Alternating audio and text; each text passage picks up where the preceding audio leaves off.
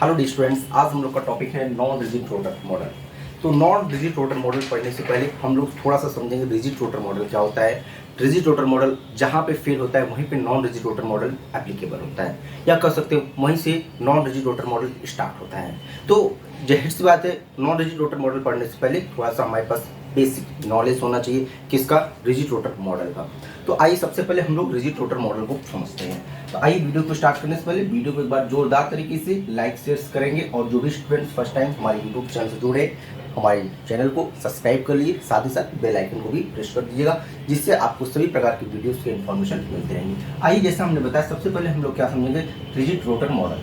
Rigid rotor model समझने के लिए आप सबको यहाँ से हम थोड़ा सा बताएंगे। जैसे रिजिड का क्या मतलब होता है, जैसे रिजिड का मतलब होता है आपको मालूम है फिक्स्ड होता है। जो भी चीज़ क्या होती है, फिक्स होती है, हम उसे क्या देते हैं, रिजिड है। नेक्स्ट बात करते हैं रोटर। रोटर का मतलब यहाँ पे हम वो है रोटेशनल एनर्जी, इससे रोटेशनल होती है। अब यहाँ पे रोटेशनल स्पेक्ट्रोस्कोपी हम लोग पढ़ रहे हैं, किसका क्या पढ़ रहे हैं, रोटेशनल स्पेक्ट्रोस्कोपी। इसलिए हम यहाँ पे रोटेशनल ट्रांजिशंस कह सकते हैं, या रोटेशनल लेवल से हमारी बात होगी, ठीक है। अब मॉडल यह एक प्रकार क्या है, मॉडल है, जिसे हम लोग रिजिड रोटर मॉडल का नाम दिए हैं। आइए समझते हैं, जैसे अगर हम बात करें, कभी भी रिजिड रोटर मॉडल होता है, ये किसके लिए एप्लीकेबल है, डाई एटॉमिक मॉलिक्यूल। किसके लिए बात करें, डाई एटॉमिक मॉलिक्यूल। अब देखिए डाई एटॉमिक मॉलिक्यूल क्या होते हैं। अब जैसे यहाँ से आपको क्लियर हो, डाई एटॉमिक मतलब दो हो गए, एटम मतलब एटम से जो भी मॉलिक्यूल्स दो एटम से मिलकर बने होते हैं उन्हें हम क्या कहेंगे, डाई एटॉमिक मॉलिक्यूल। अब यहाँ पे देखिए, अगर हम बात करें HCl, HBr, यहाँ पे हम कर सकते हैं, इसके बाद हम लोग CO की बात कर ले, NO की बात करें, ये सब हमारे क्या है, डाई एटॉमिक मॉलिक्यूल हैं, जो कि आपकी रोटेशनल स्पेक्ट्रोस्कोपी को शो करेंगे। अब यहाँ पे डाई एटॉमिक मॉलिक्यूल में अगर हम बात करें, जैसे आपके H2, Cl2, Br2, O2, ये सब भी हमारे डाई एटॉमिक मॉलिक्यूल है। लेकिन ये सब हमारे क्या करेंगे, स्पेक्ट्रोस्कोपी को, या कर सकते हैं रोटेशनल स्पेक्ट्रोस्कोपी को शो नहीं करेंगे। अगर हम रीजन की बात करें, क्योंकि यहाँ पे देख रहे हैं पोलरिटी नहीं है, यहाँ पे हमारा क्या है, पोलरिटी नहीं है, और ये सब हमारे मॉलिक्यूल क्या है, पोलर है। कह सकते हैं जो भी मॉलिक्यूल हमारे पोलर होते हैं वही क्या करते हैं, रोटेशनल स्पेक्ट्रोस्कोपी को शो करेंगे। ये हमारे पास बेसिक जानकारी होनी चाहिए कि सबसे पहले रोटेशनल स्पेक्ट्रोस्कोपी कौन शो करेगा, रोटेशनल स्पेक्ट्रोस्कोपी सभी प्रकार के हमारे polar diatomic molecule show करेंगे। अगर पोलर की बात हो गई, यहाँ पे हम एक वर्ड और लिख सकते हैं, क्या करते हैं, हेट्रोएटॉमिक, हेट्रो एटॉमिक। यहाँ पे क्या, hetero diatomic molecule, hetero मतलब अलग अलग, हेट्रो डाई एटॉमिक मॉलिक्यूल हमारे क्या करेंगे, रोटेशनल स्पेक्ट्रोस्कोपी को शो करेंगे, ठीक है भाई। अब आइए आगे हम बात करते हैं रोटेशनल स्पेक्ट्रोस्कोपी में क्या होता है। आइए सबसे पहले रोटेशनल स्पेक्ट्रोस्कोपी का कुछ स्ट्रक्चर्स बनाते हैं। जैसे अगर हम रोटेशनल स्पेक्ट्रोस्कोपी की बात करें तो आप देख सकते हैं यहाँ पे, अगर रिजिड रोटर की बात करें, यहाँ पे देखिए, इसको समझने के लिए ये हमारे पास क्या है, दो एटम है। हाँ, अगर दो एटम है, इसको A मान लेते हैं, ये हमारा क्या हो गया, B हो गया, एटम A और एटम B। यहाँ से थोड़ा सा ऊपर से भी साफ कर देते हैं, तो उसके बाद हमको अच्छे से समझ में आएगा रिजिड रोटर। अब यहाँ पे देखिए, दो एटम हमने A और B मान लेते हैं, ये क्या रोटेट कर रहे हैं। जब रोटेट करेंगे तो किसी ना किसी सेंटर ऑफ ग्रेविटी के अलॉन्ग रोटेट करेंगे, तो सेंटर ऑफ ग्रेविटी हम मान लेते हैं इनका ये है। इसके अलॉन्ग ये क्या करें, एंगुलर मोशन परफॉर्म करें, क्या, एंगुलर मोशन, जो कि एंटीमेगा है, एंगुलर वेलोसिटी जो कि इनका ओमेगा है, ठीक है। अब मान लेते हैं इसका मास m1 है, रेडियस क्या है, r1 है, इसका मास m2 है और रेडियस क्या है, r2 है। क्योंकि हेट्रोएटॉमिक मॉलिक्यूल है तो दोनों एटम अलग अलग होंगे, तो जाहिर सी बात है जब एटम अलग अलग होंगे तो उनके रेडियस भी अलग अलग होंगे। अगर एग्जांपल के लिए बात करें HCl, तो H की साइज आपकी छोटी होती है, Cl की साइज आपकी बड़ी होती है, ठीक है। अब जब ये किसी भी सेंटर ऑफ एक्सिस के अलोंग रोटेट कर रहे हैं, तो वहां से अगर हम इनकी बात करें, इनका जो डिस्टेंस r1 है और इसका डिस्टेंस कितना है, r2 है। तो टोटल इंटर न्यूक्लियर डिस्टेंस को अगर हम r से रिप्रेजेंट कर दें तो r इक्वल टू हम लिख सकते हैं r1 प्लस r2, जहाँ पे r1 क्या है, सेंटर ऑफ ग्रेविटी से ए का डिस्टेंस, और r2 क्या है, सेंटर ऑफ, यहाँ पे न्यूक्लियस से सेंटर ऑफ ग्रेविटी से इसका डिस्टेंस, ठीक है। r इक्वल टू क्या हो गया, r1 प्लस r2। अब ये देखिए, ये रोटर इधर रोटेट कर रहा है, तो ये भी क्या कर रहा है, इस डायरेक्शन में। हम मान लेते हैं ये दोनों एंटी क्लॉक डायरेक्शन में मूव कर रहे हैं। किस में कर रहे हैं, एंटी क्लॉक डायरेक्शन में मूव कर रहे हैं। अगर क्लॉक डायरेक्शन में करना हो तो हम लाइक क्लॉक डायरेक्शन में मोशन कर देते हैं। किस में करें, क्लॉकवाइज डायरेक्शन में मूवमेंट कर रहे हैं। अब भाई इसको थोड़ा सा हम यहाँ पे समझने की कोशिश करते हैं। जैसे हमने मान लिया, ये हमारा क्या हुआ, centre of gravity. Centre of gravity ये हो गया, हमने एक एटम को इधर रखा और एक एटम को इधर रखा। अब ये क्या करें, रोटेशनल, क्या करेंगे, रोटेशन करेंगे। रोटेशन करने का मतलब ये अपने सेंटर ऑफ ग्रेविटी के अलोंग क्या कर रहे हैं, रोटेट कर रहे हैं। ये क्या कर रहे हैं, सेंटर ऑफ ग्रेविटी के अलॉन्ग रोटेट कर रहे हैं। जब सेंटर ऑफ ग्रेविटी के अलॉन्ग रोटेट करेंगे आप देख सकते हैं, और इनका R1 ये R2, ठीक है। अब यहाँ पे रिजिड रोटर में जो R1 होता है और R2 क्या है, ये फिक्स्ड है। ये क्या है, R1 R2 दोनों हमारे क्या है, फिक्स्ड है। कहाँ से, सेंटर ऑफ ग्रेविटी से। अब ये बताइए, अगर कोई भी एटम यहाँ पे मूवमेंट करेगा तो अपने रेडियस के सरकमफ्रेंस के अकॉर्डिंग मूवमेंट करेगा। जितना इसका सरकमफ्रेंस रहेगा उतना वो क्या करेगा, रोटेशन परफॉर्म करेगा। हमने क्या कर दिया, आइए यहाँ पे इसको एटम का सेंटर हो गया, सेंटर ऑफ ग्रेविटी, दो एटम को इधर उधर हमने बांध कर दिया। उसके बाद हमने इसको क्या कर दिया, घुमाना शुरू कर, रोटेशन को परफॉर्म करना शुरू कर दिया। अब ये देखिए, जब तक हम लोअर रोटेशन करेंगे, लोअर रोटेशनल लेवल पे रहेंगे, तो यहाँ पे क्या होगा कि जो हमारी R1 और R2 की वैल्यू क्या होगी, फिक्स्ड होगी। या क्या R1 और R2 की वैल्यू क्या होगी, फिक्स्ड होगी। लेकिन जैसे ही हम हायर रोटेशनल लेवल पे जाएंगे, हमारे मॉलिक्यूल जितनी तेजी के साथ रोटेट करेगा, यहाँ पे क्या हो जाएगा, थोड़ी सी स्ट्रेचिंग हो जाती है। क्या हो जाती है, स्ट्रेचिंग होती है, जिसकी हम लोग सेंट्रीफ्यूगल फोर्स की वजह से, किसकी वजह से, सेंट्रीफ्यूगल फोर्स की वजह से थोड़ी सी स्ट्रेचिंग हो जाएगी। अब इसका परफॉर्मेंस आप देख सकते हैं। जैसे एग्जांपल की बात करें, आप एक पत्थर का टुकड़ा ले लीजिए, किसी भी रस्सी से बांध के अपने चारों तरफ घुमाना शुरू करिए। जब आप उसको धीरे धीरे रोटेट करेंगे, धीरे धीरे घुमाएंगे, आपको जो सरकमफ्रेंस ऐसे लगेगा एक पर्टिकुलर डिस्टेंस में। लेकिन जैसे ही आप उसी डिस्टेंस को आप और तेजी के साथ घुमाएंगे, आपको ऐसा लगेगा कि जो सरकमफ्रेंस आपको अभी ये था, उस सरकमफ्रेंस का एरिया थोड़ा सा क्या हो गया, इंक्रीज हो गया। ये हमको ऐसा दिखाई देगा कि जो, अब देखिए आपने रस्सी की डिस्टेंस को नहीं बढ़ाया, लेकिन हमको ऐसा लगने लगा कि थोड़ा सा हमने स्पीड और बढ़ा दिया, हाई रोटेशन करने लगे, तो वहाँ पे हमको ऐसा प्रतीत होने लगा कि जो अभी तक पार्टिकल्स ये R1 डिस्टेंस ट्रेवल कर रहा था, अब वो क्या करने लगा, R1 डैश डिस्टेंस ट्रेवल करने लगा। जबकि हमारा जो डिस्टेंस ये था, ये R1 डिस्टेंस ही था, ये हमारा डिस्टेंस R1 ही था। लेकिन हमको क्या लगा कि अब ये R1 डैश हुआ, क्योंकि हमने स्पीड बढ़ा दी। अब स्पीड हमने जैसे ही कम किया, ये फर्दर अपना स्लो होता चला गया। हाँ, तो अब देखिए, क्योंकि अब ये जो डिस्टेंस हुआ, यहाँ पे क्या हुआ, स्ट्रेचिंग हो गया। यहाँ पे क्या हो गया, स्ट्रेचिंग हो गई। अब जो स्ट्रेचिंग होती है वो किसकी वजह से, सेंट्रीफ्यूगल फोर्स पे एप्लीकेबल हो जाता है। क्या एप्लीकेबल होता है, सेंट्रीफ्यूगल फोर्स। अब जैसे सेंट्रीफ्यूगल फोर्स हो गया, हम मान लेते हैं अब ये डिस्टेंस इसका ये हो गया, डिस्टेंस इसका ये हो गया। अब ये हमारा सेंटर यहाँ पे हो गया, न्यूक्लियस, इस एटम का न्यूक्लियस हमारा क्या हो गया, R हो गया। अब ये बताइए, जब हमारा ये डिस्टेंस बढ़ गया, अगर हम इस पूरे बॉडी की मूवमेंट ऑफ इनर्शिया को कैलकुलेट करें, तो मूवमेंट ऑफ इनर्शिया का जो फार्मूला होता है, I= क्या होता है, mr²।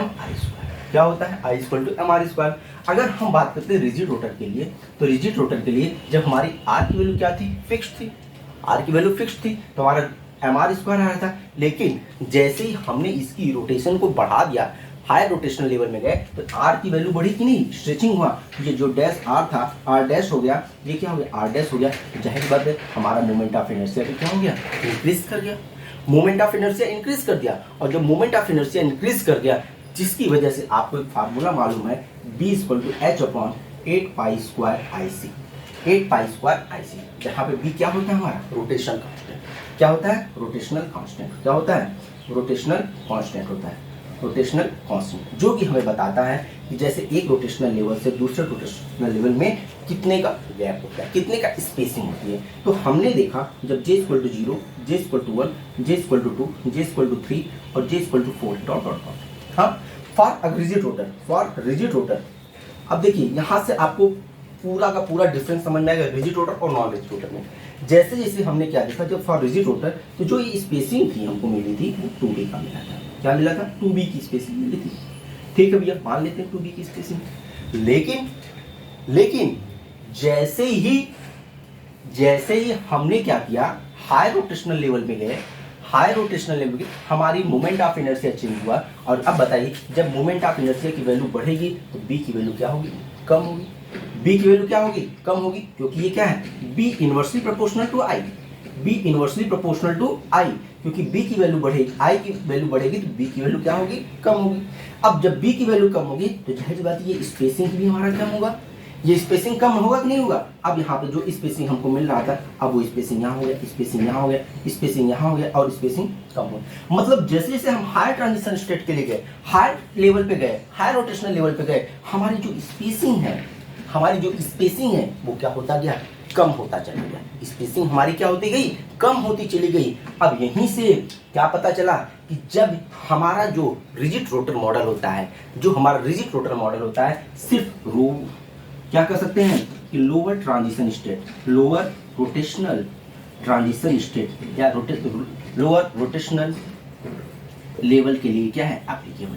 किसके लिए? लोअर रोटेशनल लेवल के लिए एप्लीकेबल है, क्योंकि वहाँ पे हमें जो स्पेसिंग मिलती है वो एक फिक्स्ड स्पेसिंग मिलती है। क्या कर सकते हैं? इक्वली स्पेस्ड स्पेसिंग मिलती है। लेकिन जैसे ही हम लोग हायर कहाँ पे जाते हैं? हायर रोटेशनल लेवल पे जाते हैं। हायर रोटेशनल लेवल पे जाते हैं, यह स्पेसिंग क्या होने लगती है? यह स्पेसिंग भैया कम होने लगती है। यह स्पेसिंग हमारी क्या होती है? कम होने लगती है। हायर रोटेशनल लेवल पे यह हमारी स्पेसिंग क्या होती गई? कम होती गई। और यहीं पे हमारा जो रिजिड रोटर मॉडल है वो क्या हो गया? फेल। यहीं पे हमारा रिजिड रोटर मॉडल फेल हो गया, क्योंकि जो साइंटिस्टों के द्वारा कहा गया थ्योरेटिकली ये तो पॉसिबल है, थ्योरेटिकली ये तो पॉसिबल है कि लोअर ट्रांजिशन स्टेट पे, लोअर वाइब्रेशन रोटेशनल स्टेट पे हमारा जो रिजिड रोटर है इक्वल स्पेसिंग दे रहा है, आपका सब कुछ सही मिल रहा है। लेकिन जैसे इसको हायर स्टेट में लेके जाएंगे, हायर रोटेशनल स्टेट पे लेके जाएंगे, ये रिजिड रोटर मॉडल हमारा क्या होता जा गया? फेल होता गया। तो यहीं से कंसेप्ट आया क्या कि नॉन रिजिड रोटर। आइए नॉन रिजिड रोटर को समझते हैं। तो सबसे पहले आइए इसको भी थोड़ा सा हम लोग यहाँ पे लिखते हैं, लिखने के बाद हम स्टेप बाय स्टेप आपको पढ़ के समझाते आगे बढ़ेंगे। अब इसी के लिए नॉन रिजिड रोटर की फ्रीक्वेंसी को कैलकुलेट के लिए श्रोडिंगर वेव इक्वेशन को ड्राइव किया गया। श्रोडिंगर वेव इक्वेशन के द्वारा हमारे पास एक इक्वेशन आई, जिसको हम लोग सॉल्व करके उसके फ्रीक्वेंसी को और उसकी स्पेसिंग को कैलकुलेट करते हैं कि कितनी स्पेसिंग हमको मिलती है, जो कि रिजिड रोटर मॉडल में 2v2v की स्पेसिंग मिलती है। तो नॉन रिजिड रोटर मॉडल में कितनी स्पेसिंग मिल रही है, इसको किसके द्वारा सॉल्व किया गया? श्रोडिंगर वेव इक्वेशन के द्वारा सॉल्व किया गया। आइए उस पर भी हम लोग आगे चल के डिस्कस करेंगे। आइए सबसे पहले हम लोग समझते हैं नॉन रिजिड रोटर मॉडल। ठीक है, नॉन रिजिड रोटर मॉडल को हम लोग फिर समझते हैं। In rigid rotor the internuclear distance that is bond length is assumed to be constant. आपको पता है, जैसे हमने आपको बताया कि जो रिजिड रोटर मॉडल होता है इसमें हमने क्या माना था? जो इंटरन्यूक्लियर डिस्टेंस है ये हमारा क्या है? ये हमारा r इक्वल टू क्या है? हमारा कांस्टेंट है। तो इंटरन्यूक्लियर डिस्टेंस हमने क्या किया? कांस्टेंट माना, which is theoretically possible only in lower rotational level. जो कि क्या है? हमारा थ्योरेटिकली पॉसिबल है, ये आपका सिर्फ प्रैक्टिकली पॉसिबल नहीं है, थ्योरेटिकली पॉसिबल है। वो भी किसके लिए? लोअर रोटेशनल लेवल के लिए। किसके लिए? लोअर रोटेशनल लेवल के। जैसे हमने बताया, आपने बॉल को रखा, आपने यहाँ पे स्लो मोशन में घुमाना शुरू कर दिया। जैसे जैसे स्लोली आपने घुमाया, ये क्या हो गया? आपका जो रिजिड रोटर मॉडल है वो क्या है? पॉसिबल है, वो एप्लीकेबल है। लेकिन हायर रोटेशनल लेवल पे एप्लीकेबल नहीं है। अब यहाँ पे when molecules is transform in higher rotational level, जैसे ही आपने मॉलिक्यूल्स को ट्रांसफॉर्म कर दिया, बढ़ा दिया कहाँ पे? हायर रोटेशनल लेवल के लिए। देखिए जैसे आपने हायर रोटेशनल लेवल किया, आपका क्या हो जाएगा? देन बॉन्ड स्ट्रेचिंग अकर। हमने क्या बताया? अब ये देखिए, ये आपने किया, जैसे इसको क्या किया? हायर रोटेशनल लेवल पे आपकी इसकी फ्रीक्वेंसी को, ओमेगा की वैल्यू को बढ़ाया, तो ये क्या किया? यहाँ पे आपकी बॉन्ड की स्ट्रेचिंग हो गई। बॉन्ड की क्या हो गई? स्ट्रेचिंग हो गई। जो अभी तक आपका सरकमफ्रेंस ये था, अब वो सरकमफ्रेंस ये हो गया। क्या हो गया? सरकमफ्रेंस ये हो गया। R1 जो था ये R1 डैश हो गया, या R1 ये डिस्टेंस बढ़ गया। क्या हो गया? अब ये डिस्टेंस हो गया। तो बॉन्ड की क्या हो गई? स्ट्रेचिंग हो गई। जैसे ही बॉन्ड की स्ट्रेचिंग हुआ, अब क्या कर रहा है? The bond stretching occurs as a result, जिसका परिणाम क्या हुआ? Movement of inertia increases. इसका परिणाम क्या हुआ? Movement of inertia I equal to mr²। r की वैल्यू बढ़ेगी तो I की भी वैल्यू क्या होगी? हमारी बढ़ गई। इसका रिजल्ट क्या हुआ? मूवमेंट ऑफ इनर्शिया हमारी क्या गई? इंक्रीज कर। Hence the value of b decreases. जैसे मोमेंट ऑफ इनर्शिया की वैल्यू बढ़ गई, हमने आपको फार्मूला बताया b इक्वल टू h/8π²IC। यहाँ पे b क्या है? इनवर्सली प्रोपोर्शनल टू है मोमेंट ऑफ इनर्शिया का। मोमेंट ऑफ इनर्शिया का क्या है? इनवर्सली प्रोपोर्शनल है। अब b की वैल्यू बढ़ेगी, I की वैल्यू बढ़ेगी, तो b की वैल्यू क्या हो गई? कम हो गई। जैसे ही b की वैल्यू कम हो गई, तो जो स्पेसिंग थी हमारी बीच की लाइन की, जो लाइंस के बीच की क्या थी? स्पेसिंग थी, 2b थी, ये भी 2b था, ये भी क्या था? 2b था, ये भी क्या था? 2b था। अब वो स्पेसिंग क्या होने लगी भैया? कम होने लगा। वो स्पेसिंग हमारी क्या होने लगी? कम होने लगी। The value of b decreases. This is the reason, यही कारण है rotational spectral lines never be equally spaced as rotational level increases. जैसे जैसे आप लेवल बढ़ाते चले गए, J equal to 0 to 1 to 2 3 to 4 5 6 7 rotational level आप बढ़ाते चले गए, आपका क्या हो गया? जो स्पेसिंग थी वो क्या हो गई? इक्वली स्पेस्ड नहीं रह गई। हमने आपको बताया ना, अब जो स्पेसिंग यहाँ थी वो स्पेसिंग यहाँ थी, अब यहाँ ना होके वो हमको थोड़ा सा पहले मिलने लगा। जो स्पेसिंग यहाँ होनी चाहिए थे अब ये ना होकर इसके भी पहले मिलने लगी, जो स्पेसिंग यहाँ होनी चाहिए थी वो हमको यहाँ पे मिलने लगी। अब ये देखिए अब क्या हो गया, हमको क्या इक्वल स्पेसिंग मिल रही है क्या भैया? इक्वल स्पेसिंग नहीं मिल रही है, हमको डिफरेंट स्पेसिंग मिल रही है। तो इक्वली स्पेसिंग नहीं है। अब इसका फार्मूला भी बताएंगे क्या डिफरेंस आ रहा है। तो when Schrodinger wave equation is solve for non rigid rotor, जब हमने श्रोडिंगर वेव इक्वेशन को सॉल्व किया किसके लिए? नॉन रिजिड रोटर मॉडल के लिए, देन हमें क्या मिला? Then following equation is obtained which represents the energy of each rotational level for non rigid rotor. Energy of each rotational level की जो अगर हम रोटेशनल लेवल की एनर्जी की बात h square upon 8 pi square I J plus 1 minus h की power 4 32 pi की power 4 I square R square K into J square plus 1। और ये आपका क्या है? श्रोडिंगर वेव इक्वेशन की जब फ्रीक्वेंसी श्रोडिंगर वेव इक्वेशन को जब सॉल्व किया गया इसके लिए नॉन रिजिड रोटर मॉडल के लिए, देन हमें यह इक्वेशन को क्या हुआ? यह इक्वेशन प्राप्त हुआ। समझ में आई बात? जहां पे अगर हम बात करें रिजिड रोटर मॉडल के लिए हमको जो मिलती थी ये मिलती थी वैल्यू, रिजिड रोटर मॉडल के लिए हमारे पास ये वैल्यू थी। हाँ, जब हमारे पास ये वैल्यू थी, जैसे ही हमने क्या किया नॉन रिजिड रोटर मॉडल के लिए तो जो स्पेसिंग हमको यहाँ से मिली थी वो इतनी वैल्यू क्या हो गई? यहाँ से कम हो गई। ये वैल्यू हमारी क्या हो गई? कम हो गई भैया। ये वैल्यू हमारी क्या हो गई? कम हो गई। अब यहाँ से इस वैल्यू को हम लोग क्या करते जाएंगे? सब्ट्रैक्ट करते चलेंगे। इस वैल्यू को हम लोग क्या करते जाएंगे? सब्ट्रैक्ट करते जाएंगे। अब देख लीजिए स्पेसिंग जैसे जैसे हम लोग आई की वैल्यू बढ़ाएंगे, जे की वैल्यू बढ़ाएंगे, आप यहाँ पे देख सकते हैं वैल्यू हमारी क्या होती जाएगी? कम होती जाएगी। इतनी वैल्यू यहाँ से माइनस होती चली जाएगी, इतनी वैल्यू यहाँ से माइनस होने चाहिए। अगर हम रिजिड रोटर के लिए बात करते थे हम लोग फार्मूला लिखते थे is equal to h square upon 8 pi square I into J plus 1। ये हमारा रिजिड रोटर मॉडल के लिए फार्मूला था। रिजिड रोटर मॉडल के लिए हमारा फार्मूला होता था h square upon 8 pi square I J plus 1। लेकिन जैसे नॉन रिजिड रोटर मॉडल हमने लाया उसमें से हमने h की power 4 minus 30 upon 32 pi square pi की power 4 I square R square K into J square plus 1 उसको हमने इसमें से सब्ट्रैक्ट कर दिया। हमने इसमें से क्या कर दिया? ये वैल्यू को सब्ट्रैक्ट कर दिया। और जब सब्ट्रैक्ट किया तो हमें पता चला कितनी स्पेसिंग उसमें से कम हो रही है। कितनी स्पेसिंग कम हो रही है ये हमें इस वैल्यू को सब्ट्रैक्ट करने के बाद मालूम चला। आइए जैसे ही इस वैल्यू को सॉल्व करते हैं, अगर इस क्वांटिटी को हम फिर से लिखें तो हम लिख सकते हैं is equal to h square upon 8 pi square I into क्या लिख सकते हैं? जे प्लस 1 माइनस हम लिख सकते हैं h की पावर 4 इंटू 8 पाई स्क्वायर क्या सॉरी यहाँ पे आपका 32 पाई की power 4 I square R square into K, उसके बाद आपका है J square into J plus 1 का होल स्क्वायर। ये आपका पूरी क्वांटिटी किस में है? अर्ग में। अगर हम इस पूरी क्वांटिटी को अर्ग से हम किस में कन्वर्ट करना चाहेंगे? सेंटीमीटर इनवर्स में करना चाहेंगे, क्योंकि हमने सभी अभी तक जितने भी कैलकुलेशन किए हैं सारा कैलकुलेशन हमारा किस में होता है? सेंटीमीटर इनवर्स में। तो अगर हम इस पूरी क्वांटिटी को सेंटीमीटर इनवर्स में कैलकुलेट करना चाहें, कन्वर्ट करना चाहें, हम क्या करेंगे? HC से हम पूरी क्वांटिटी को क्या कर देंगे? डिवाइड कर देंगे। कितने क्वांटिटी से? HC से। जैसे हम यहाँ पे अगर लिखें EJ upon HC that is equal to h square upon 8 pi square I, यहाँ पे क्या हो गया?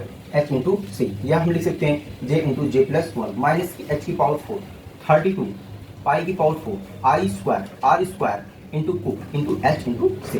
अब यहाँ पे हम लिख सकते हैं j square into J plus 1 का होल स्क्वायर। अब यहाँ पे क्या हो गया? और किस में कन्वर्ट हो गया? सेंटीमीटर इनवर्स में। अब देखिए अगर हम इस पूरे टर्म को हम क्या लिख दें? EJ डैश लिख दें, EJ डैश, या हम कहीं पे इसी को हम ई रोटेशनल के नाम से भी जानते हैं। क्या जान? ई रोटेशनल के नाम से लिखेंगे। हम लिख सकते हैं अब यहाँ से देखिए एच से एच हमारा क्या हो गया? कैंसिल हो गया। हम लिख सकते हैं h upon 8 pi square I into सी हो गया। नेक्स्ट हम लिख सकते हैं j into J plus 1 minus h। अब देखिए ये इस h से इस h भी को भी हमने कैंसिल कर दिया तो क्या मिला? h की पावर 3। देन हम लिख सकते हैं 32 पाई की power 4 I square R square into K into C. ये हमारा क्या हो जाएगा? J square and J plus 1 का होल स्क्वायर। ये क्या हो गया? हमारा सेंटीमीटर इनवर्स। इस क्वांटिटी में हम ये हमारा क्या हुआ? ये कांस्टेंट टर्म हो गया, यह भी एक कांस्टेंट टर्म। अगर हम इसको एक रोटेट क्या करें? रिप्लेस कर दें, क्या लिख सकते हैं? ई रोटर इसको हम लिख सकते हैं बी इंटू जे, क्या लिख सकते हैं? जे प्लस 1। ये हो गया माइनस, अगर इसको हम बी लिख दें तो J square and J plus 1 का whole square that is centimetre inverse. ये देखिए ये हमारा क्या हो गया? इक्वेशन। ये हमारा क्या हो गया? इक्वेशन। अगर हम इक्वेशन नंबर इसमें क्या मान लें? 1। ये इक्वेशन क्या रिप्रेजेंट करेगा? This is rotational energy equation for non rigid rotor model. लिख सकते हैं दिस इज रोटेशनल एनर्जी, क्या लिख सकते हैं? Rotational energy equation for non rigid rotor model. ठीक है, नॉन रिजिड रोटर मॉडल के लिए क्या है आपका रोटेशनल एनर्जी इक्वेशन, जहां पे अब लिखना पड़ेगा ना हमको क्या, वेयर, जहां पे हमारा क्या है, जहां पे हमने कुछ टर्म को माना है, जहां पे हमारा बी क्या है, एक रोटेशनल कांस्टेंट है और जिसकी वैल्यू क्या है h/8 पाई स्क्वायर इंटू आई इंटू सी, कॉल्ड, इसे हम क्या कहेंगे, कॉल्ड रोटेशनल कांस्टेंट, इसे हम क्या कहेंगे, रोटेशनल कांस्टेंट। ये हमारा क्या हो गया, रोटेशनल कांस्टेंट। इसके साथ साथ हमने एक डी की टर्म को माना है और जो आपका डेल का टर्म है वो क्या है, h³ अपॉन 32 क्या होगा, 32 पाई की power 4 I square R square K into C. ये आपका क्या है, इसे हम कहते हैं called centrifugal distortion, centrifugal distortion constant, इसे हम क्या कहेंगे, सेंट्रीफ्यूगल डिस्टॉर्शन कांस्टेंट। अभी देखिए इस रोटेशनल एनर्जी इक्वेशन के टर्म से हम क्या करेंगे, frequency of non rigid rotor term को कैलकुलेट करेंगे। नॉन रिजिड मॉडल के हम क्या करेंगे, फ्रीक्वेंसी को कैलकुलेट करेंगे। अब देखिए फ्रीक्वेंसी की अगर हम बात करें, अगर हम यहाँ पे फ्रीक्वेंसी की बात करें, जैसे फ्रीक्वेंसी कहने का मीनिंग है, अगर हमारे पास ये क्या है, numbers of transition energy level, number of transition energy level, अगर ये हमारा क्या होगा, J=0, J=1, J हमारा क्या है, रोटेशनल एनर्जी लेवल, J हमारा क्या है, रोटेशनल एनर्जी लेवल। अगर हमारा J=0 पे रहेगा तो उस टाइम हमारा रोटेशनल एनर्जी लेवल की क्या वैल्यू होगी, J=1 होगा तो हमारी रोटेशनल एनर्जी लेवल की क्या वैल्यू होगी, J=अगर 2 हो जाएगा तो यहाँ पे रोटेशनल एनर्जी लेवल की क्या वैल्यू होगी। अब हम क्या करेंगे, इस क्वांटिटी से यहाँ पे हम इसको फाइंड आउट कर सकते हैं। ठीक है, नेक्स्ट अगर हम बात करें कि किसी भी नॉन रिजिड रोटर मॉडल का फ्रीक्वेंसी को कैसे फाइंड आउट करते हैं, frequency of rotational spectra for non rigid rotor model. अब यहाँ पे देखिए अगर हम बात करते हैं frequency of rotational spectra for rigid non rigid rotor model, अभी जैसा हमने आपको इक्वेशन बताया, इसी को फाइंड आउट करना है, देन हम एक क्या करेंगे, एक ट्रांजिशन को कंसीडर करेंगे। क्या कंसीडर करेंगे, एक ट्रांजिशन को कंसीडर करेंगे जो कि हमारा J2, हम मान लेते हैं J+1 ट्रांजिशन हो रहा है। कहाँ से ट्रांजिशन हो रहा है, J से J+1। हम लिख सकते हैं now considering a transition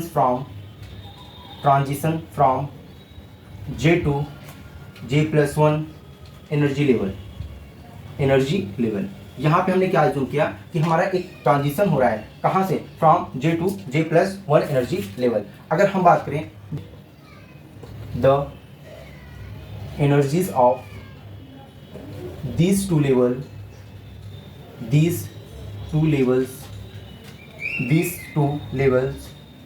can be given as below। हम लिख सकते हैं। अब देखिए अगर हम फॉर किसके लिए, J लेवल, अगर J एनर्जी लेवल की बात करें, J ट्रांजिशन लेवल की बात करें, तो जो हमारा नॉन रिजिड रोटर के लिए एनर्जी टर्म में क्या है, E= हमारे पास है B J into J+1 minus B J² and J+1 का होल स्क्वायर सेंटीमीटर इनवर्स, है कि नहीं है। नेक्स्ट अगर हम बात करें फॉर J+1 लेवल, अगर J+1 लेवल की बात करें तो every J term is replace by J+1। सभी J के टर्म को हम लोग किससे रिप्लेस कर देंगे, J+1 से रिप्लेस कर देंगे। देन हम लिख सकते हैं EJ+1 इज इक्वल टू क्या होगा हमारा B। अगर हम यहाँ पे बात करें J को हमने रिप्लेस कर दिया J+1 से, अगर यहाँ पे बात करें इस वैल्यू पे बात करें, अगर यहाँ पे बात करें तो ये हमारा क्या है J+1। अब इस J को हम रिप्लेस करेंगे किससे, J+1 देन +1, हम क्या लिख सकते हैं यहाँ पे J+2 लिख सकते हैं, नहीं लिख सकते, यहाँ हमने लिख लिया J+2 माइनस। अब ये देखिए ये ब्रैकेट यहाँ पे क्लोज हो गया। देन हम लिख सकते हैं B। अब देखिए J² को हम लिख सकते हैं J+1 का होल स्क्वायर। देन अब एक ब्रैकेट हम फिर से लगाएंगे, फिर इस J के टर्म को हम लिखेंगे, तो यहाँ पे देखिए यहाँ पे हमारा फिर से क्या है, J+1 है, उस J+1 को किससे रिप्लेस कर सकते हैं, J+2, इसका क्या हो जाएगा, whole square, then centimetre inverse. ठीक है, अब देखिए अगर हम बात करते हैं, अगर हमने यहाँ पे कंसीडर किया ट्रांजिशन, ये हमारा क्या है, J=0 मान लेते हैं, या यहाँ पे जो हमारा ट्रांजिशन लेवल है ये J ट्रांजिशन लेवल है और ये कौन सा है, J+1 ट्रांजिशन लेवल है। अगर इसको हम क्या मान लेते हैं, ग्राउंड स्टेट ट्रांजिशन मान लेते हैं और इसे क्या मानते हैं, एक्साइटेड स्टेट ट्रांजिशन लेवल। अब बताइए अगर जब हमारा कोई भी स्पीसीज ग्राउंड स्टेट से एक्साइटेड स्टेट में जाएगा कुछ ना कुछ एनर्जी को एब्जॉर्ब करेगा, कुछ ना कुछ एनर्जी को क्या करेगा, एब्जॉर्ब करेगा। अगर हम उसको पता करें तो वह पार्टिकल्स व मॉलिक्यूल्स कितना एनर्जी को एब्जॉर्ब किया। अगर हम पता करें उस पार्टिकल्स ने कितने एनर्जी को एब्जॉर्ब किया, फिर हम कर सकते हैं, फिर हम यहाँ पे कर सकते हैं डेल्टा ई अगर हम निकाल दें, क्या निकाल दें, डेल्टा ई इसके इक्वल होगा जो कि हमारा हो जाएगा J+1 या EJ+1 माइनस EJ, जो हमारा क्या हो जाएगा energy of J+1 level minus energy of J level. अगर हम इसको माइनस कर दें तो हमारा क्या मिल जाएगा, डेल्टा ई मिल जाएगा। तो हम लिख दें अगर क्या delta E rotor equal to क्या लिख सकते हैं, J+1 माइनस EJ लिख सकते हैं, नहीं लिख सकते, आइए अगर लिख सकते हैं तो फिर से लिखते हैं क्या, del E rotor equal to क्या लिख सकते हैं, यहाँ पे अब देखिए इस पूरी क्वांटिटी ये बी का टर्म को एक साथ लिख दें और डी की टर्म को एक साथ लिखेंगे। अगर बी की टर्म को ले यहाँ से देखिए बी और बी कॉमन हो जाएगा, उसके बाद एक बड़ा ब्रैकेट लगाते हैं। बड़े ब्रैकेट लगाने के बाद हम लिख सकते हैं J+1 एंड J+2 माइनस क्या लिखेंगे J एंड J+1। ये देखिए ये हो गया। अब देखिए अगर हम बात करें, यहाँ पे ध्यान दीजिएगा, अगर हम बात करें माइनस, क्या करना है, माइनस करना है। अगर माइनस करेंगे तो हम इस टर्म से इस टर्म को माइनस करेंगे, क्योंकि ये क्या है, हमारा एक्साइटेड लेवल का टर्म है, एक्साइटेड एनर्जी स्टेट है, और ये हमारा ग्राउंड लेवल स्टेट है। तो अगर इसमें से अगर हमें इसको माइनस करना है, ध्यान दीजिएगा, अगर हम इसको इस पूरे टर्म को ए मान लेते हैं, इस पूरे टर्म को बी मान लेते हैं, इस पूरे टर्म को सी मान लेते हैं और इस पूरे टर्म को डी मान लेते हैं। ध्यान दीजिएगा, ए बी सी डी, हमने इस पूरे टर्म को ए माना, इस पूरे टर्म को बी माना, इस पूरे टर्म को सी माना और इस पूरे टर्म को डी माना। अब आइए यहाँ पे अगर हम बात करते हैं थोड़ा सा इस टर्म को समझने के लिए, तो हम यहाँ पे लिख सकते हैं, क्या लिख सकते हैं, यहाँ पे देखिए, अगर इसको इजी वे में समझना हो तो अगर हम यहाँ पे डेल ई की बात कर रहे हैं तो हम ए क्या हुआ, ए माइनस बी, क्या होगा, ए माइनस बी, ये पूरा टर्म है, इसमें से हम माइनस कर रहे हैं किसको, सी माइनस डी को हम माइनस कर रहे हैं। ठीक है, अब हमने क्या किया, क्योंकि ए और सी का टर्म एक साथ था, ए और सी का टर्म एक साथ था, हमने क्या किया, सी के टर्म को साथ में रख दिया। हमने लिखा तो ए माइनस सी लिख सकते हैं, नहीं लिख सकते, लिख सकते हैं भैया। अगर ए माइनस सी एक साथ लिख सकते हैं, देन हमारे पास बचा क्या, माइनस का बी एंड माइनस का डी। अब माइनस का डी और ये माइनस से मल्टीप्लाई होगा, क्या आएगा, प्लस का डी होगा कि नहीं होगा, तो जो माइनस बी प्लस का डी मिलेगा। अगर यहीं से अगर हम माइनस कॉमन ले लें, हम लिख सकते हैं बी माइनस डी, लिख सकते हैं, नहीं लिख सकते। यहाँ पे ये आपको यहाँ पे हम करके दिखाएंगे। क्या क्या, फिर समझिए, हमें क्या करना है, ए माइनस बी में से माइनस करना है क्या, सी माइनस डी। हमने क्या, ए माइनस बी में से सी माइनस डी को माइनस कर दिया, देन ए माइनस सी एक साथ हमने लिख दिया था, देन हमारे पास बचा क्या, माइनस का बी बचा। अब इस माइनस का जैसे ही अंदर मल्टीप्लाई करेंगे तो माइनस डी क्या हो जाएगा, प्लस का डी हो जाएगा। देन हमने क्या कर दिया, माइनस टर्म यहाँ से कॉमन ले लिया, क्योंकि हमें बड़ी क्वांटिटी में से छोटी क्वांटिटी को माइनस करना है, इसलिए हमें बड़ी क्वांटिटी को किस में रखना था, और प्लस में रखना था। हमने माइनस कॉमन ले लिया, हमारा बी क्या हो गया, प्लस में आ गया। तो अगर जैसे ही माइनस कॉमन ले लिया, अब यहाँ से अगर हम क्या करें, बी को कॉमन ले लें, क्योंकि डी यहाँ पे भी है, डी यहाँ पे भी है, हम लिख सकते हैं J+1 का होल स्क्वायर इंटू, अब आप देख सकते हैं ये पूरी क्वांटिटी, ये हमारे पास क्या है, J+2 का होल स्क्वायर, J+1 का होल स्क्वायर एंड J+2 का whole square, then minus J square and J+1 का होल स्क्वायर, ये हमारा क्या है, सेंटीमीटर इनवर्स।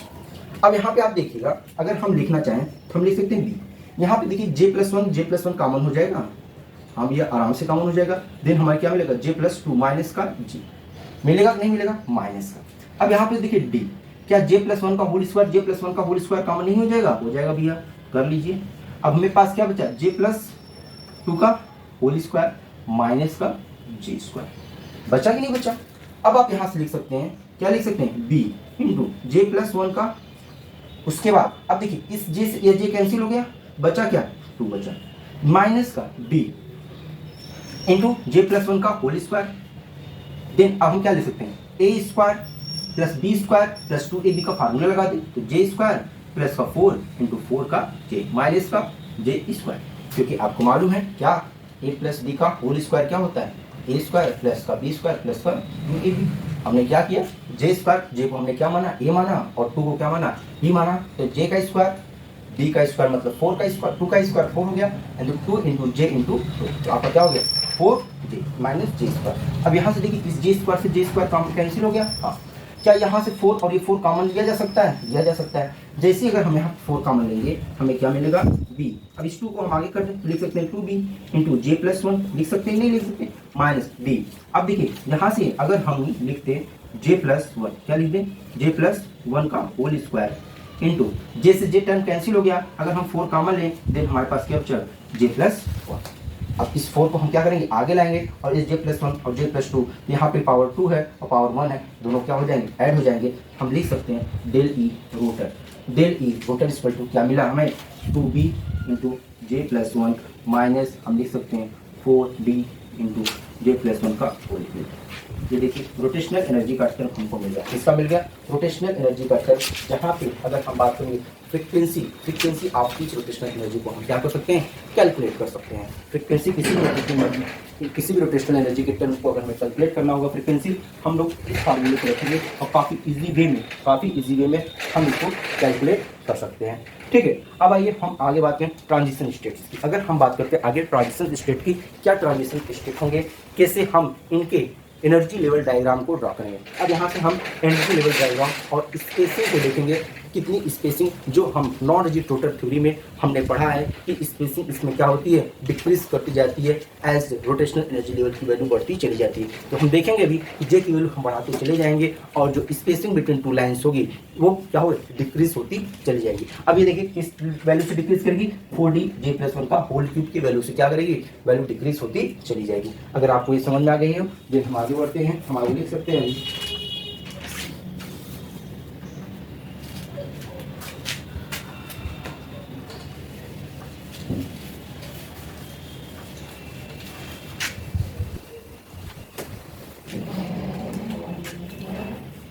अब सबसे पहले अगर हम यहाँ पे बात कर देते हैं ट्रांजिशन लेवल्स, आइए यहाँ पे ट्रांजिशन लेवल ड्रॉ करते हैं। जैसे अगर हम बात करें ये देखिए ये हमारे क्या है ट्रांजिशन लेवल। अगर यहाँ पे बात करें j = 0, j = 1, j = 2 और ये क्या होगा j = 3 एंड j = 4। ठीक, ये हमारे क्या है ट्रांजिशन एनर्जी लेवल। आइए सबसे पहले बात करते हैं जो रोटेशनल एनर्जी की वैल्यू होगी। अगर हम j की वैल्यू क्या रखेंगे 0, वेन j की वैल्यू क्या रखेंगे 0, क्या लिख दें वेन j = 0। जैसे j की वैल्यू 0 रखेंगे ये क्या हो गया, यहाँ पे j की वैल्यू 0 रखने पे हमें क्या मिला 0 + 1 क्या मिला 1। हम लिख सकते हैं डेल ई = क्या मिला 2b।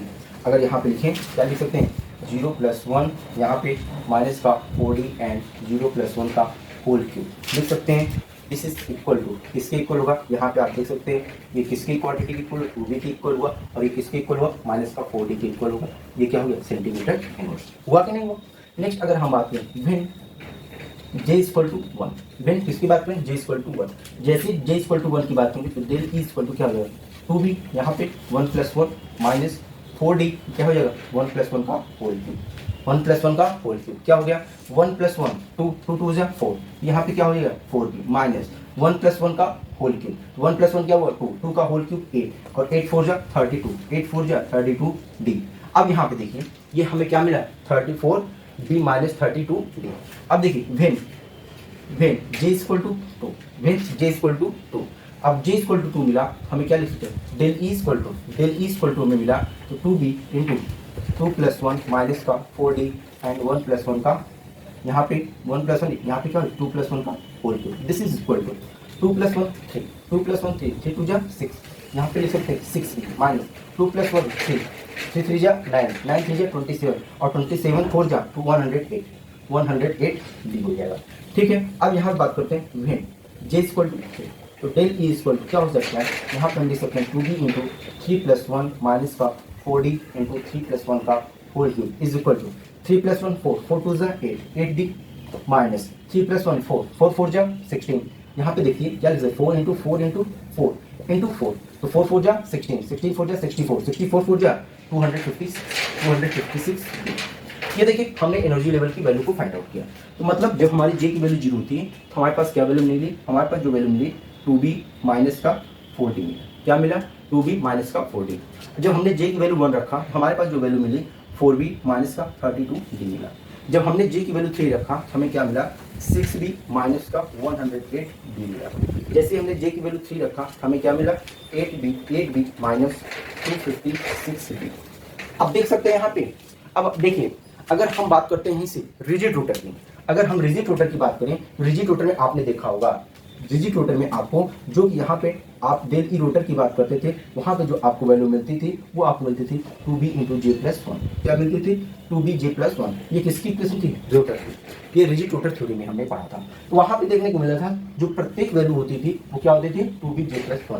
तो अगर यहीं पे अगर हम यहीं पे बात करें, अगर ये रोटर के लिए होता तो हमारे पास यहाँ पे क्या आती? 2b आती, यहाँ पे क्या आता? 4b आता, यहाँ पे क्या आता? 6b आता, यहाँ पे क्या आता? 8b आता, यहाँ पे क्या आता?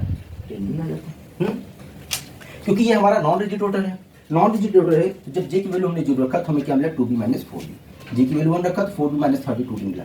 अब बताइए, अगर हम स्पेसिंग की बात करें, स्पेसिंग बिटवीन टू लाइन्स, अगर हम बात करते हैं स्पेसिंग बिटवीन टू लाइन्स, अगर कोई भी पार्टिकल्स, कोई भी डायटोमिक मॉलिक्यूल अगर ट्रांजिशंस करता है, मूवमेंट करता है, कहाँ से? j equal to 0 to j equal to 1। कहाँ से? j equal to 0 to j equal to 1। Then कितनी एनर्जी का एक्सचेंज हुआ? कितनी एनर्जी का एक्सचेंज हुआ? आप कर सकते हैं एक्साइटेड एनर्जी में से हम क्या माइनस कर दें? Ground state energy. Ground state energy को जैसे ही माइनस करेंगे तो 4b माइनस 2b, मतलब यहाँ पे आपको क्या मिलेगा? 2b माइनस 32 माइनस 4, यहाँ पे 28d कर सकते हैं, जो कि यहाँ पे 4b में, अब यहाँ पे आपको देखने को मिला, यहाँ पे जब माइनस करते तो आपको 2b मिलता था, लेकिन यहाँ पे 2b माइनस 28d, मतलब 28d स्पेस हमारा कम हो गया।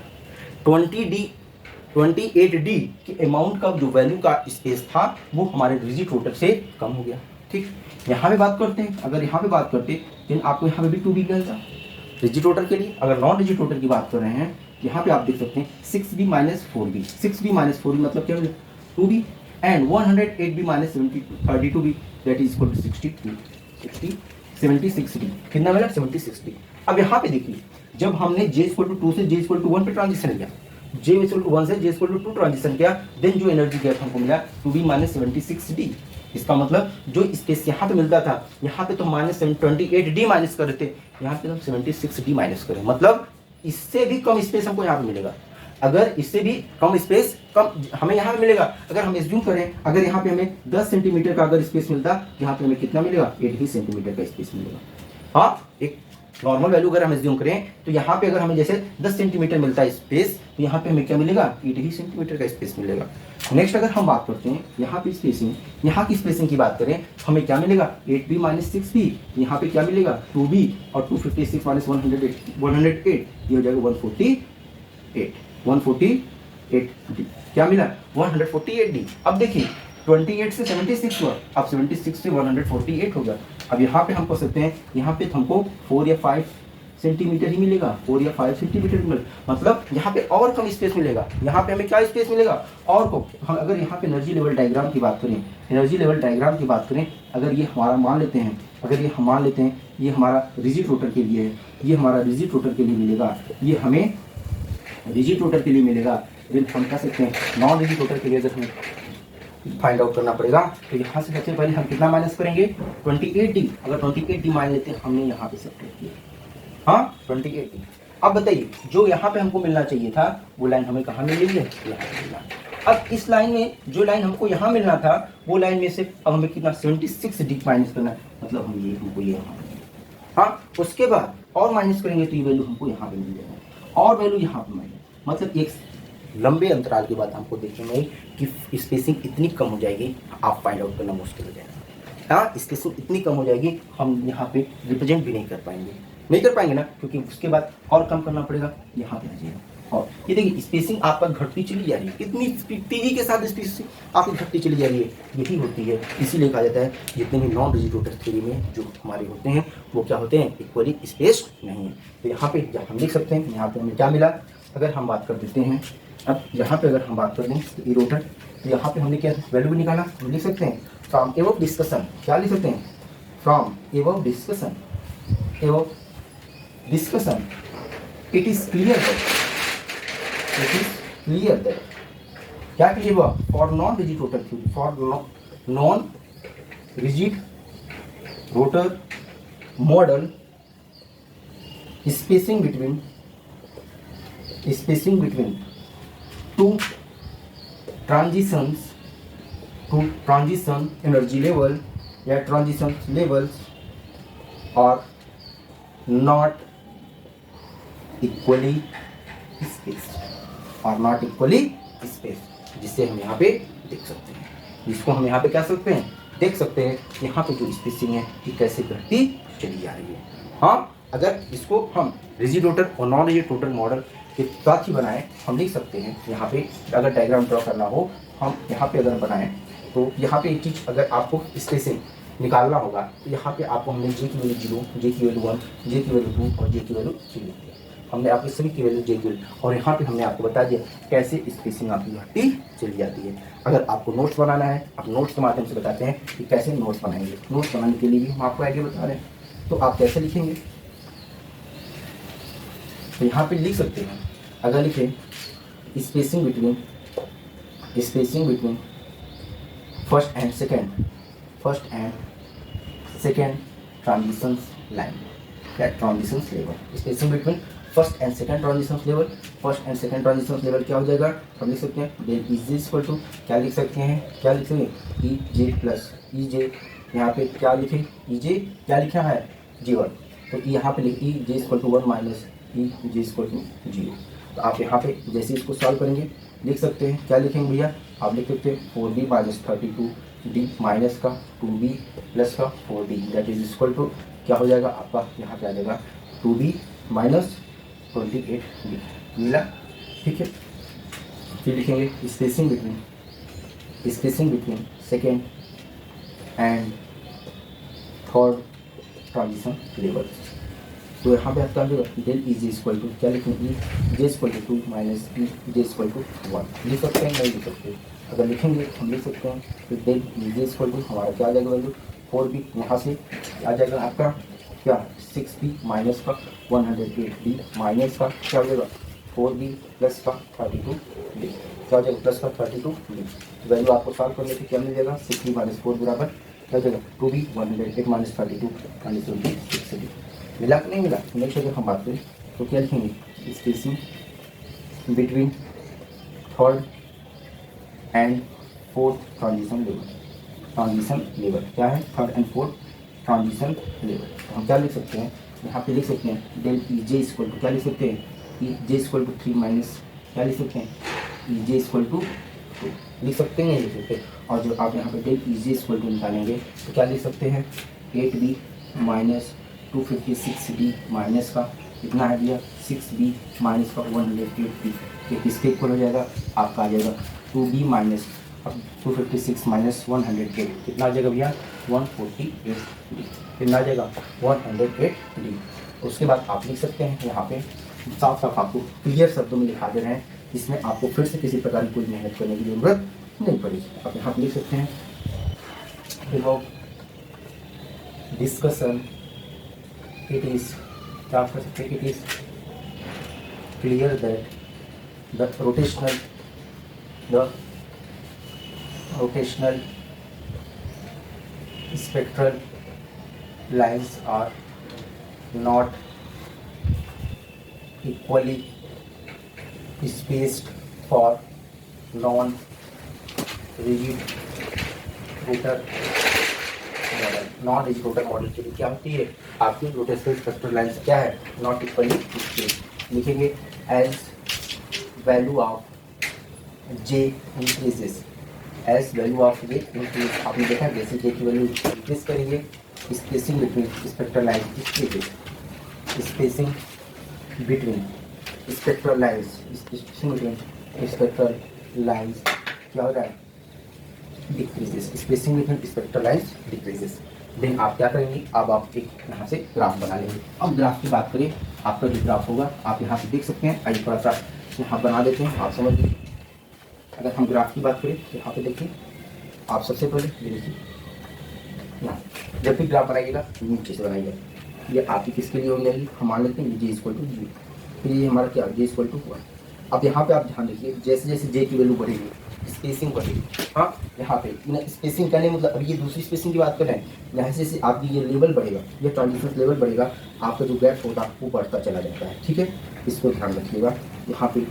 ठीक है, ये देखिए यहाँ पे, अब ये यहाँ पे ये क्या हो जाएगा, J equal to 0, J equal to 1, J equal to 2, J equal to 3 और जे इक्वल टू।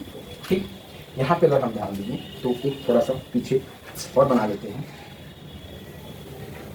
ठीक, अगर हम बात करते हैं फॉर रिजिड रोटर, इसके लिए बात कर लें for rigid rotor, for rigid rotor किसकी बात करें, फॉर रिजिड रोटर। अगर हम बात कर लें फॉर रिजिड रोटर की बात कर लें तो हमारे पास क्या आ जाएगा, देख सकते हैं यहाँ पे अगर जे की वैल्यू 0 होती है तो वैल्यू हमारी क्या आती है, 2b आती है, यहाँ से क्या आती है 4b आती है, यहाँ पे क्या आती है 4b आ जाती है, और यहाँ पे क्या आ जाएगी 6b आ जाएगी, और यहाँ पे क्या आ जाएगी आपकी 8b आ जाएगा, क्या आ जाएगी 8b। लेकिन जब इसको हम बैक साइड जाएंगे और मिलाएंगे इस दूसरे से, तो हम जब जैसे एक दूसरे से मिलाएंगे तो हमको क्या मिलेगा, आप देख सकते हैं कि जो लाइन की स्पेसिंग होगी, जो लाइन की स्पेसिंग होगी वो आपकी 2b के इक्वल मिलेगी। किसके इक्वल मिलेगी, 2b के इक्वल मिलेगी। लेकिन अब हम जैसे अगर हम बात करते हैं, अब यहाँ पे बात करते हैं for non rigid rotor, for non rigid rotor. यहाँ पे आप देख सकते हैं जैसे अगर हम बात करें for non rigid rotor, non rigid rotor की अगर हम बात करें तो यहाँ पे आप देख सकते हैं अब ये वैल्यू क्या हो जाएगी, जैसे जे की वैल्यू 0 था तो जे की वैल्यू 0 माइनस 4d से वैल्यू क्या होगी, कम होगी, माइनस 4d से वैल्यू क्या होगी, कम होगी। तो यहाँ से हल्का सा हम डाउन कर दें, माइनस 4d बहुत की वैल्यू होती है, ठीक। अब जे की वैल्यू 1 होगी, जैसे जे की वैल्यू 1 होगी किससे कम हुआ, हाँ जे की वैल्यू कम हुई, तो अब यहाँ पे देख सकते हैं किससे, आप देख सकते -32 डी। अब यहाँ से देखिए -32 डी से इस वैल्यू को क्या करेंगे, कम कर दें, -32 थोड़ा सा और ग्रैब कर दें, हाँ। उसके बाद अगर हम बात करें -108 डी, कितने 108 डी, किसके लिए 108 डी की बात करें, यहाँ से हम थोड़ा सा और डाउन कर दें, थोड़ा सा और डाउन कर दें, ये देखिए। और उसके बाद जब जे इक्वल टू 3 की बात करेंगे कितना 148 डी, कितना 148 डी, तो यहाँ से और थोड़ा सा डाउन हो जाएगा, होगा कि नहीं होगा। और उसके बाद जैसे इसके लिए आएंगे यहाँ पे क्या मिलेगा हमको 256 डी, कितने मिलेगा 256 डी। मतलब अगर हम बात करें ट्रांजिशन की बात करें G201, यहाँ पे हमें क्या मिला, ये हमारा हमको मिला, यहाँ पे हमको जो वैल्यू मिली 2b, क्या मिला भैया, यहाँ पे मिला हमको 2b माइनस का 4d। यहाँ पे अगर हम बात करें यहाँ पे तो यहाँ पे हमें क्या मिलता है, यहाँ पे मिलता है 4b माइनस 32, हाँ ये मिला। अगर यहाँ पे अगर हम बात करें यहाँ पे हमको क्या वैल्यू मिली, यहाँ पे हमको मिलती है 6b माइनस 108 डी। और अगर हम यहाँ बात करें क्या मिलता है, यहाँ पे 8b माइनस 256 डी ना मिला, 256 डी मिला। अगर हम नेक्स्ट अगर हम यहाँ पे बात करते हैं, क्या बात करते हैं, अब इनकी स्पेसिंग, अब जब हम इनको बैक साइड लेके आते हैं, अब जब हम इनको बैक साइड लेके आते हैं, जैसे अगर हम बैक साइड लेके आए तो अगर इसको थोड़ा सा हम यहाँ से रफ कर देते हैं तो यहाँ पे क्या मिला था हमको, यहाँ पे मिला था 2b माइनस 4d। अब देखो इनके बीच स्पेसिंग, अगर स्पेसिंग की बात करें, अब स्पेसिंग हमारा कितना आ जाएगा यहाँ पे 2b minus 28 D, 2b minus 28 आएगा कि नहीं आएगा, आ गया। उसके बाद यहाँ से बात करेंगे इसके बीच देखेंगे तो हमें क्या मिलेगा, यहाँ पे मिल जाएगा क्या 2b माइनस 76 डी, मिलेगा कि नहीं मिलेगा। और यहाँ से बात करेंगे तो कितना मिलेगा 256 माइनस 100, हाँ, क्योंकि यहाँ पे क्वांटिटी लेंथ बड़ी है, ज़्यादा बड़ी क्वांटिटी होने की वजह से हम इसको एक्सप्रेस नहीं कर पा रहे हैं। अगर एक्सप्रेस करेंगे तो यहाँ पे नीचे लिखें, तो अगर इसके लिए नीचे की बात करें यहाँ पे देखिए, आइए थोड़ा सा और नीचे चलिए, थोड़ा सा और नीचे चलते चीज़ों को अच्छी तरह समझ लीजिए। यहाँ पे देखिए हमने क्या है, J = 0 से J = 1, J = 0 से J = 1 जो डिफरेंस मिला 2b माइनस 28 डी। तो हम यहाँ लिख सकते हैं जो हमें यहाँ से ये देखिए यहाँ की जो स्पेसिंग मिली कितनी मिली 2b माइनस 28 डी, मिली कि नहीं मिली। अगर हम यहाँ से बात करें, अगर जब यहाँ पे जो हमारी स्पेसिंग मिली इस लेवल से इस लेवल के बीच की जो स्पेसिंग मिली, वो जो स्पेसिंग मिली कितनी मिली 2b माइनस 76 डी। अब देखिए यहाँ से यहाँ के लेवल की जो स्पेसिंग मिली वो कितनी मिली, वहाँ मिली हमें 2b माइनस कितना मिला भैया 148 डी, मिला कि नहीं मिला। अब देखिए जो 2b मिल रहा था, अब वो 2b minus 28 D, 2b minus 76 D, 2b minus 148 D, मतलब वो वैल्यू हमारी क्या होती गई, कम होती चली गई। तो यहाँ पे अगर हम ड्रॉ करें, ये देखिए अगर हम मान लेते हैं ये फर्स्ट लाइन होगी तो दूसरी लाइन हमारी यहाँ पे हो जाएगी, क्योंकि जब तक यहाँ पे अगर हम कंपेयर नहीं करेंगे तब तक समझ नहीं पाएंगे। अगर ये रिजिड रोटर के लिए, ये देखिए रिजिड रोटर के लिए अगर हमने यहाँ पे देखा 2b के लिए हमको लाइन लेके चलिए 2b और 2b और ये क्या 2b और ये हमारा क्या है 2b। Then non rigid rotor के लिए वैल्यू यहाँ पे आएगी, फिर यहाँ पे आएगी, फिर यहाँ पे आएगी, फिर वैल्यू यहाँ पे आएगी, फिर वैल्यू यहाँ पे आएगी, फिर वैल्यू यहाँ पे आएगी, फिर वैल्यू, ये स्पेस में आपकी बढ़ती चली जाएगी। इसी के साथ हमारा नॉन रिजिड रोटर को समाप्त होता है। Thank you. माय वीडियो को लाइक शेयर सब्सक्राइब करना मत भूलिएगा। Thank you, bye bye.